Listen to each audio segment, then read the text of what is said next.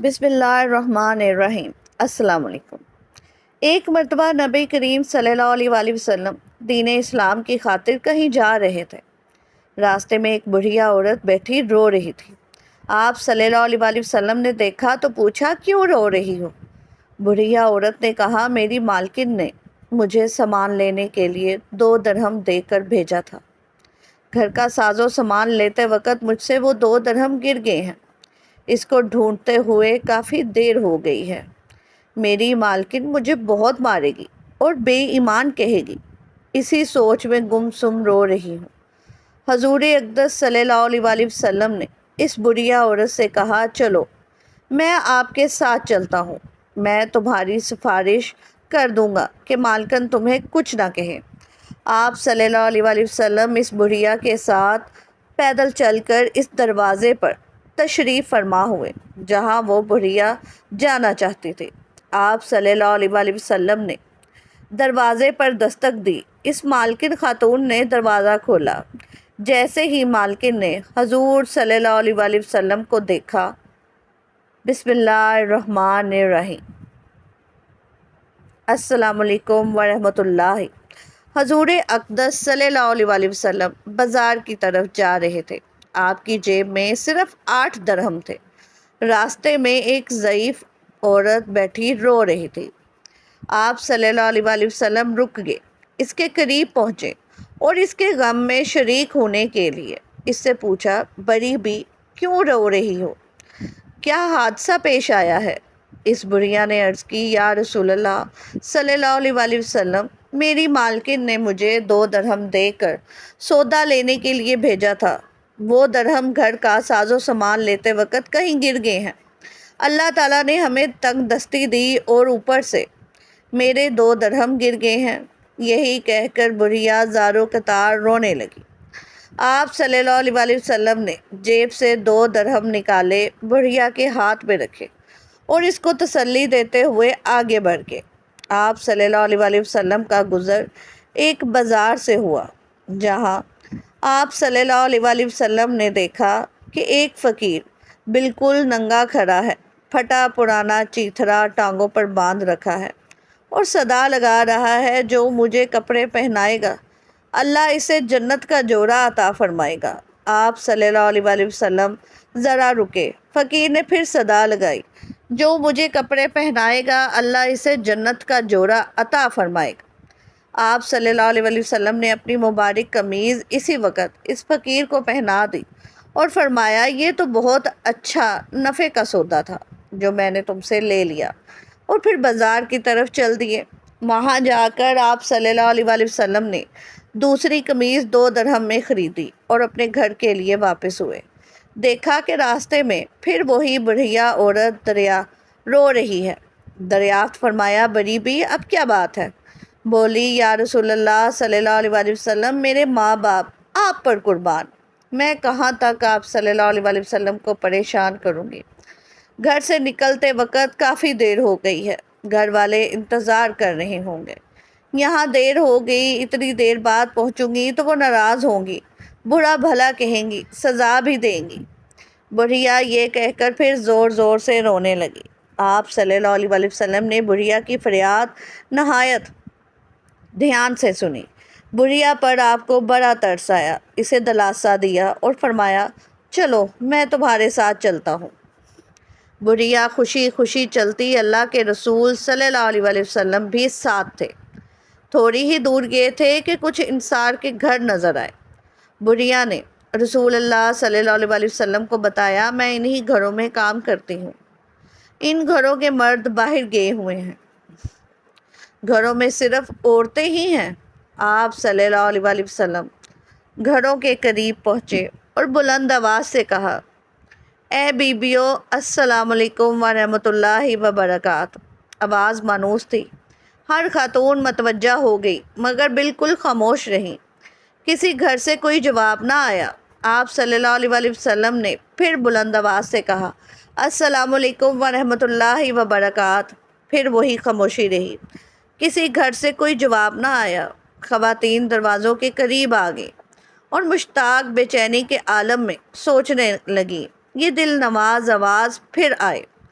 اللہ کے رسول صلی اللہ علیہ وسلم نے تیسری بار پھر ذرا بلند آواز سے کہا، اے بیویو، السلام علیکم ورحمۃ اللہ وبرکاتہ۔ تیسری آواز پر سارے گھروں کی عورتوں نے مل کر جواب دیا، وعلیکم السلام ورحمۃ اللہ وبرکاتہ۔ آپ صلی اللہ علیہ وسلم نے پوچھا، بیبیو، کیا تم نے میری پہلی آواز نہیں سنی تھی؟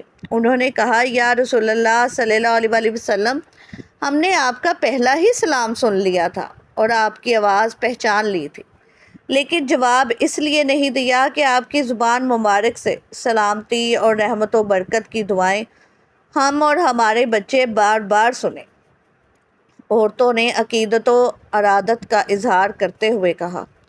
اللہ کے رسول صلی اللہ علیہ وسلم مسکرا دیے، فرمایا، یہ تمہاری خادمہ ڈر رہی ہے کہ تم اس کو ڈانٹو گی اور سزا دو گی۔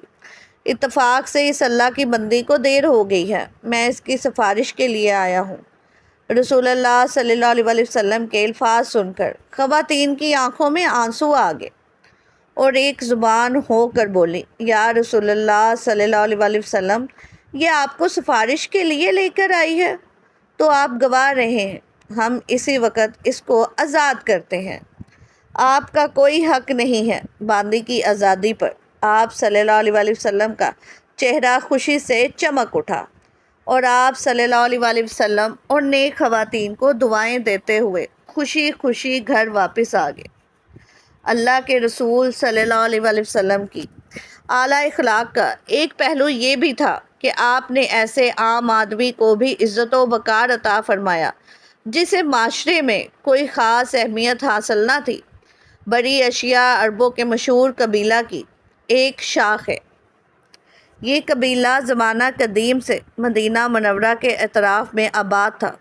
اس قبیلے کا ایک زاہد بن حرام رضی اللہ عنہ مدینہ منورہ سے کچھ فاصلے پر رہتا تھا۔ یہ نہایت غریب شکل و صورت میں زیادہ خوبصورت نہ تھا، مگر اس کی ایک خوبی یہ تھی کہ یہ اللہ کے رسول صلی اللہ علیہ وسلم سے بہت محبت کرتا تھا اور اللہ کے رسول صلی اللہ علیہ وسلم بھی اس سے خوب محبت کرتے تھے۔ زاہد بن حرام اشیائے جب بھی مدینہ منورہ آتا تو اللہ کے رسول صلی اللہ علیہ وسلم کے لیے کچھ دیہاتی تحفے، مثلا تازہ سبزیاں، پھل، دستور شہد وغیرہ لے کر آتا۔ ظاہر جب واپس جانے لگتا تو اللہ کے رسول صلی اللہ علیہ وسلم بھی اسے شہری سوغاتی دے کر رخصت فرماتے۔ ایک دن تو اللہ کے رسول صلی اللہ علیہ وسلم نے زاہد کو ایک ایسا اعزاز عطا فرمایا جو غالباً کسی اور صحابی کے حصے میں نہیں آیا۔ ارشاد فرمایا، زاہد ہمارا دیہاتی دوست اور ہم اس کے شہری دوست ہیں۔ ذرا حدیث کے الفاظ پر غور فرمائیں۔ یقیناً ہر شہری خاندان کا ایک دیہاتی دوست ہوتا ہے، اور آل محمد کا دیہاتی دوست زاہد بن حرام ہے۔ زاہد سیدھا سادہ آدمی تھا، شہری آداب سے ناواقف تھا۔ جب اپنے گاؤں سے آیا، لائی ہوئی سوغاتیں لا کر بازار ہی میں سے کسی جگہ کھڑا ہو جاتا اور بیچنا شروع کر دیتا۔ پرانے زمانے سے یہ دستور چلا آ رہا ہے کہ دیہات سے جب کوئی شخص سبزیاں، پھل وغیرہ لے کر آتا تو لوگ بھاگتے ہوئے اس کے ارد گرد اکٹھے ہو جاتے، انہیں تازہ سبزیاں مل جاتی تھیں جو عموماً سستی ہوتی ہیں۔ ایک مرتبہ ایسا ہوا کہ زاہد اپنے ہمراہ کچھ دیہاتی سوغاتیں لے کر مدینہ منورہ کے بازار میں آیا اور ایک جگہ کھڑا ہو کر انہیں بیچنے لگا۔ اس کی قسمت اچھی تھی کہ اللہ کے رسول صلی اللہ علیہ وسلم بھی بازار میں تشریف لے آئے۔ آپ صلی اللہ علیہ وسلم نے اپنے دیہاتی دوست کو دیکھا تو آپ نے پیچھے سے جا کر اس کی آنکھوں پر اپنے دست مبارک ہاتھ رکھ دیے۔ ناظرین، تصور کیجئے کہ زاہد کی آنکھوں پر اللہ کے رسول صلی اللہ علیہ وسلم کی ریشم سے زیادہ نرم و نازک اور امر و گل سے زیادہ خوشبودار ہاتھ ہیں۔ پہلے تو وہ گھبرایا اور گھبراہٹ کے عالم میں یہ کہہ رہا ہے، کون ہے بھائی، میری آنکھوں پر کس نے ہاتھ رکھ دیے ہیں؟ لیکن جب اس نے اللہ کے رسول صلی اللہ علیہ وسلم کے مبارک ہاتھوں کی نزاکت کو محسوس کیا اور آپ صلی اللہ علیہ وسلم کی خوشبو سونگھ لی تو اسے معلوم ہو گیا کہ اس کے پیچھے تو کائنات کے امام کھڑے ہیں، اور اس نے موقع غنیمت جانا اور اپنی پشت کو اللہ کے رسول صلی اللہ علیہ وآلہ وسلم کے سینے سے ملنا شروع کر دیا۔ اللہ کے رسول صلی اللہ علیہ وآلہ وسلم نے محبت بھرے لہجے میں فرمایا، لوگو کون ہے جو اس غلام کو خریدے؟ زاہد نے بھی محبت بھرے انداز میں عرض کیا، اللہ کے رسول صلی اللہ علیہ وآلہ وسلم، مجھ جیسے کالے کلوٹے دیہاتی کو کون خرید کر کیا کرے گا؟ وہ تو بڑے خسارے کا سودا کرے گا، میری تو قدر و قیمت ہی کوئی نہیں، میں تو بیکار آدمی ہوں۔ آپ صلی اللہ علیہ وآلہ وسلم نے جواب میں ارشاد فرمایا، پیارے ایسا نہ کہو، کیا تمہیں کسی نے کہا ہے کہ تمہاری کوئی قدر و قیمت نہیں؟ تم اللہ کے ہاں بیکار نہیں ہو، تم اللہ اور اس کے رسول صلی اللہ علیہ وآلہ وسلم سے محبت کرنے والے ہو، اس لیے تم اللہ کے ہاں بڑے قیمتی ہو۔ احادیث مبارکہ میں موجود ہے کہ رسول کریم صلی اللہ علیہ وآلہ وسلم کی وصیت کے بارے میں ایک بھیڑیے نے ایک یہودی چرواہی کو آگاہ کیا تھا۔ اس واقعے کو حضرت ابو سعید غدری رضی اللہ عنہ اور حضرت ابو ہریرہ نے بیان فرمایا ہے۔ اس واقعے کو علماء نبوت کے معجزات کے ضمن میں بیان کرتے ہیں، کیونکہ بھیڑیے کا کلام کرنا حقیقت میں معجزہ ہے۔ امام بیکی اور امام احمد نے روایات کے ساتھ بیان کیا ہے۔ واقعہ یوں ہے کہ ایک بھیڑیا کسی چرواہے کے پاس آیا اور ان میں سے ایک بکری اٹھا کر لے گیا۔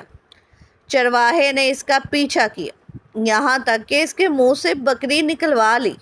بھیڑیا ایک ٹھیلے پر چڑھ گیا اور وہاں اپنی پشت کے بل گھٹنے اوپر اٹھا کر بیٹھ گیا اور اپنی دم اوپر اٹھا کر کہنے لگا، تم نے میرے منہ سے وہ رزق چھین لیا ہے جو اللہ نے مجھے عطا کیا تھا۔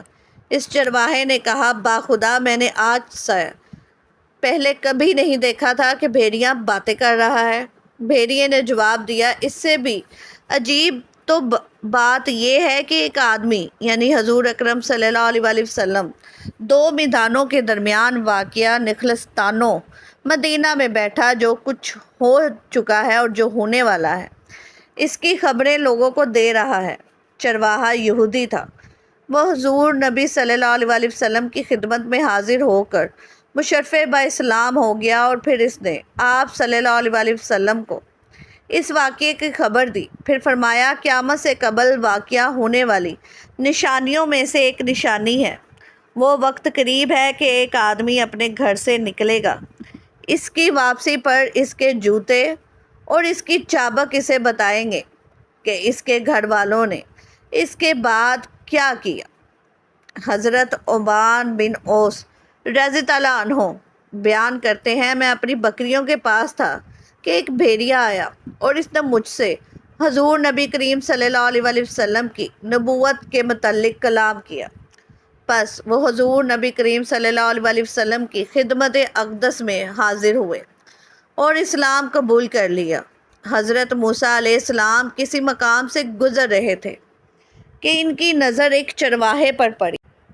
وہ اپنے خدا کے ساتھ محو گفتگو تھا۔ وہ کہہ رہا تھا کہ یا اللہ، اگر تو میرے پاس ہو تو میں تیرے بالوں میں کنگھی کروں، تیری جوئیں نکالوں، تیری خدمت کروں، تجھے کھانے پینے کے لیے کچھ پیش کروں۔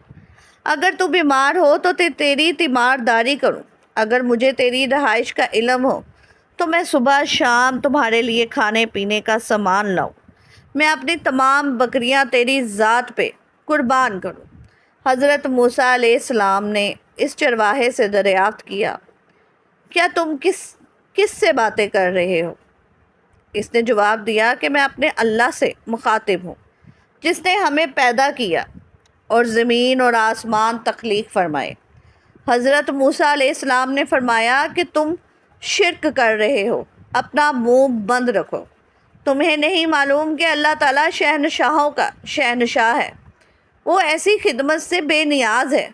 چرواہا یہ سن کر بہت نادم ہوا۔ اس نے اپنے کپڑے پھاڑے اور جنگل کی جانب بھاگ نکلا۔ اللہ تعالیٰ نے حضرت موسیٰ علیہ السلام پر وحی نازل فرمائی اور شکوہ کیا کہ تم نے میرے بندے کو ہم سے جدا کر دیا ہے۔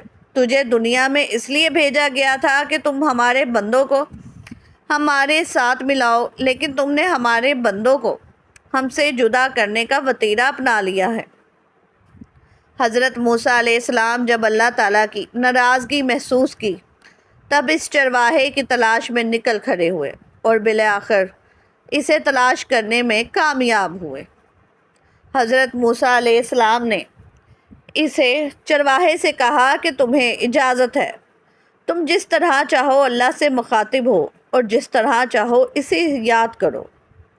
اللہ تعالی ہمیں دین اسلام کے راستے پر چلنے کی توفیق عطا فرمائے اور ہمارا خاتمہ ایمان پر فرمائے اور ہمارے فلسطین کے بہن بھائیوں کو آزادی عطا فرمائے، آمین یا رب العالمین۔ جزاک اللہ خیر۔